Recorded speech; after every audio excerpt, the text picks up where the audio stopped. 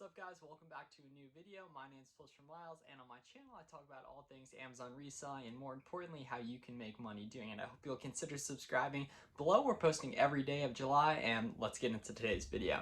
So we'll be talking about all things sourcing used books, right? Used books are a fantastic first product to start selling on Amazon. It's actually a few years ago when I got started out on selling on Amazon. It's exclusively what I sold nearly the first year and a half or so when I was getting started out, and it was a great thing, especially when I was in college, what I was doing. And during pretty much one semester, so I was able to make about $11,000 in profit selling exclusively used books, textbooks especially, and we're going to go through all different strategies on how to find them. If you're just getting started out selling on Amazon, I highly recommend consider doing used books as your products. They're a very inexpensive and abundant way that you can get started without investing too much money up front, and there's naturally mistakes you're going to make, buying decisions going wrong, and all that. And when you're only spending, a dollar or two per unit, it's a lot easier than when you're spending $50, $60, $70 per pair of shoe the way I am right now selling shoes and apparel and toys and stuff like that. So the first place to find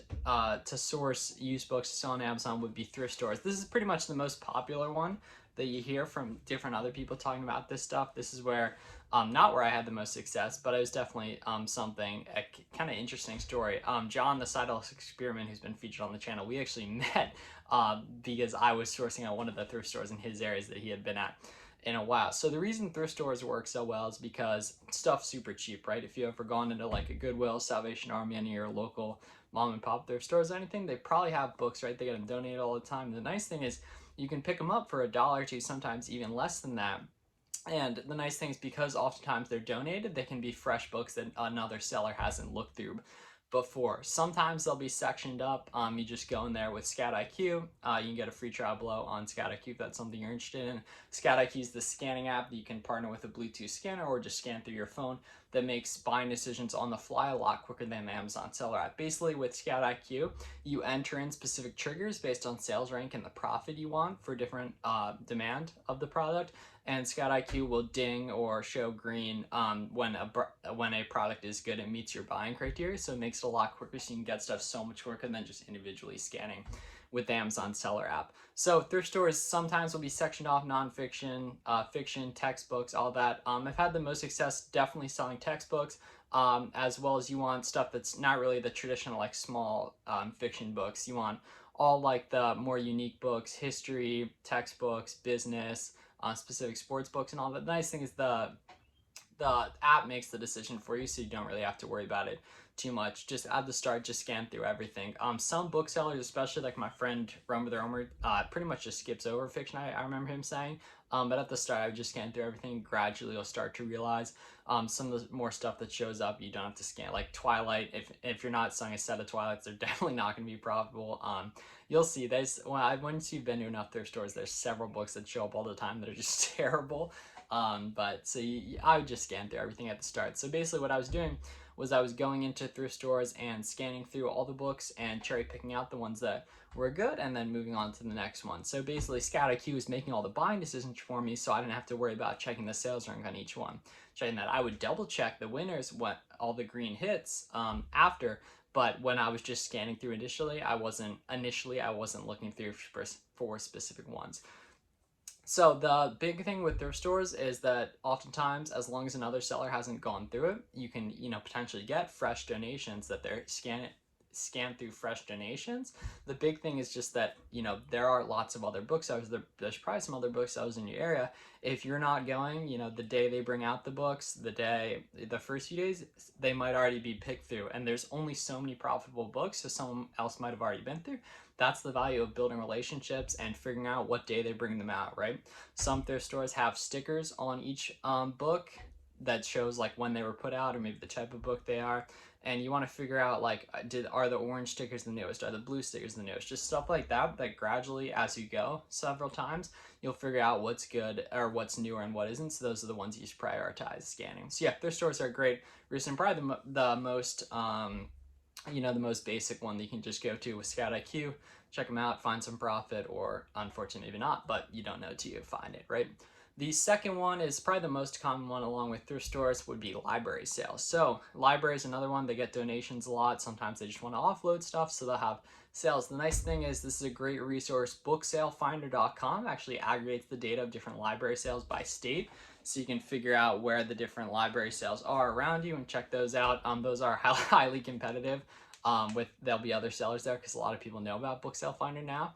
But there's either way a great resource. So I definitely recommend, if possible, get there a little early, or maybe like contact the library and see if you can like help them set up or something like that, or maybe even just get in early. Because once again, you want to attack areas that have a barrier to entry, right? That's why like getting ungated and different stuff on Amazon is really helpful, just because there's, you want to narrow the pool of what other people can get into, right? And if you provide value, maybe you'll help the library set up or something like that, or just they'll let you in early, stuff like that. You'll be able to get there before other sellers, or even partner up with different libraries, right?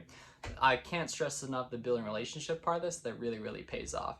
Number 3 would be the college student, which is by far the one I've had the most success with this. A lot of the stuff I was selling was textbooks, and a lot of the high dollar books from my college students out there. Some books are just ridiculously expensive, like over $100 for a single textbook. The nice thing is, at the end of the semesters in May and December, kids don't really care about them anymore. That's why the bookstores make a killing buying them back from people for pennies on the dollar now that they're used, right? And you can find $100 books, $150 books from these kids for like 20 or 30 bucks, right? Especially if you're already out of college or university, you can just buy back from your peers and everything. That's what I was doing. The whole week leading up to finals week, I was posting in the Facebook groups, in the different group chats I was in for like club sports teams and all that, and just trying to get as many people as possible to know that I was the book person. And then I made a killing throughout finals week buying back from people, as well as taking in books on consignment for ones that the numbers didn't work in terms of buying up front. So definitely consider taking in stuff on consignment as well. It's just, you got to make sure you can track it right using custom SKUs and all that in Amazon. But college students are fantastic. You just want to, get in the Facebook groups and all that, and just, get your name as the book person in front of as many college students as possible, because oftentimes they don't really care at the end of the semester where their books go, but they are willing to maximize the dollar amount they get out of it, and they'll oftentimes prefer selling to one of their peers or someone closer to their age than just like the bookstore, which is kind of, famous for just ripping people off.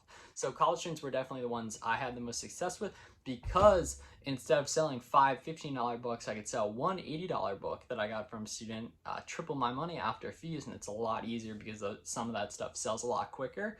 Because if you're buying something in December off a kid, in January, that's when textbook season happens and they spike up a little bit. You can get more money for that book than its original value was in like December, the off months.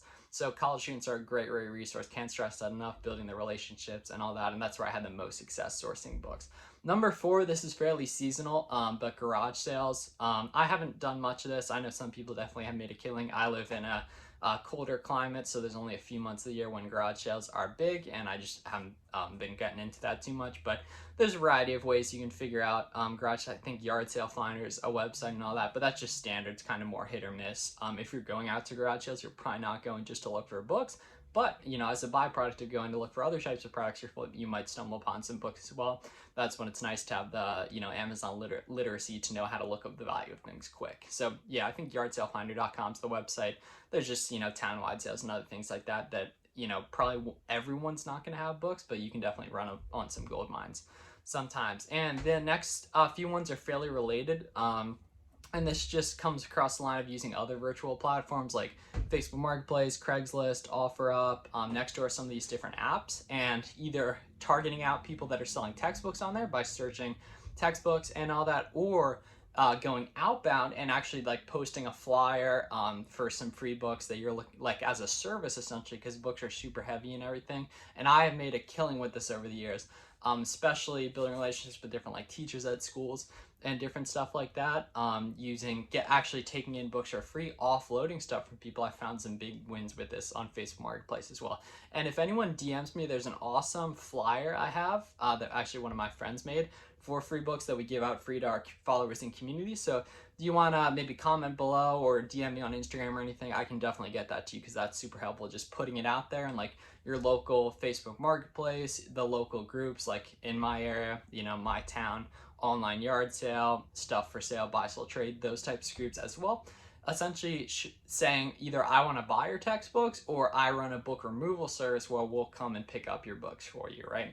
So just providing value and actually finding ways to get inventory completely for free.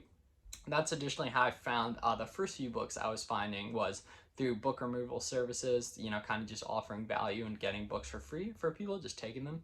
Often they didn't want anymore because they're super heavy and just a pain, honestly, in some cases for some people. And then definitely cherry picking and library sales as well.